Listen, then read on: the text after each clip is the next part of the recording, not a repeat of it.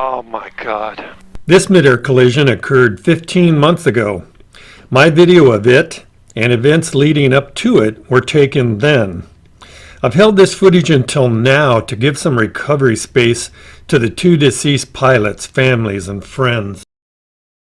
I'm publishing this video now in the interest of air safety. Maybe we can learn something from this collision to help prevent a similar one in the future.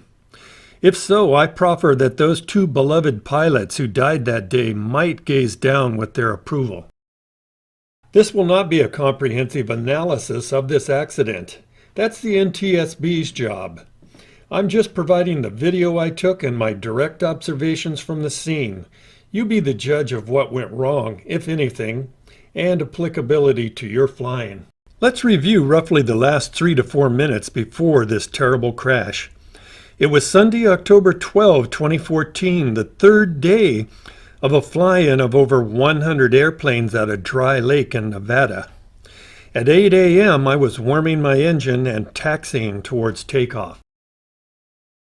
I had 3 GoPros running, and a friend on the ground with a video camera was waiting to capture my departure. Several of us were real anxious to get airborne ahead of strong north winds building aloft. A 1,400-foot east-west runway was in use along the north side of the lake bed. A couple flags provided wind direction.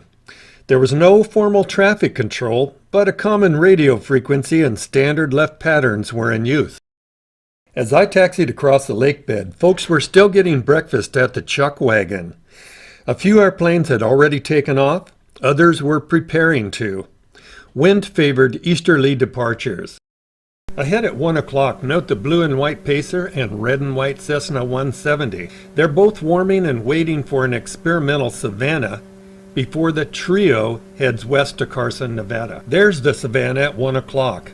He's propping his Rotax 912 engine, a common routine before checking the oil. At the 2 o'clock position, a Skywagon Control traffic, red and white Skywagon departing will be left hand. Makes his departure call and heads for the runway. And I inch forward, planning to hold behind the waiting Pacer and 170. Note that my EIS shows oil temperature of my Rotax 912 is 105 degrees, well under the 118 minimum required to depart. My engine has now been running about 11 minutes. Another Rotax-powered experimental appears in front. Now I'll become number 4 in line. Meanwhile, at 10 o'clock, just under the bill of my cap, note the Savannah's engine is just starting. After the Savannah's startup, my GoPros run just 1.3 more minutes. Then I shut them all down to conserve batteries. During that 1.3 minutes, the Pacer and 170 both taxi to the runway and take off, with left downwind departures. Seconds before the GoPros go off, the Savannah taxis up to my right side and stops. His engine has now been running under 2 minutes.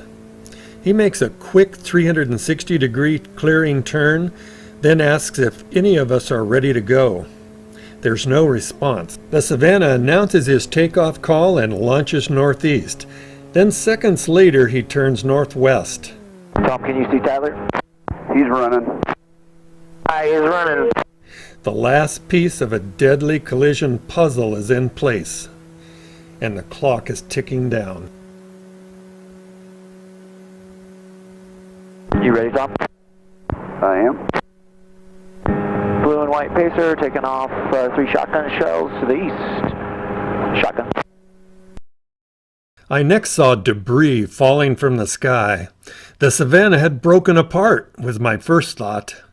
But my friend on the ground saw and heard what really happened. The mid-air collision of the Savannah and the 170. He instinctively pulled up his camera and captured this awful scene. For me, this accident highlighted 2 important things.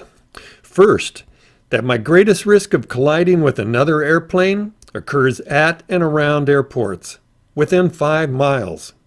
Second, when I'm operating in a non-towered airport environment, I need to think like an aircraft controller whose job is to achieve aircraft order and spacing. Among the ways I've been upping my game around non-towered airports are 1. By following the pattern procedures. 2. By stating my intentions after I take off. 3. By requesting clarification of the intentions or positions of other airplanes if they're not clear. 4. By avoiding mistakes due to hurrying or rushing. Been there and done that.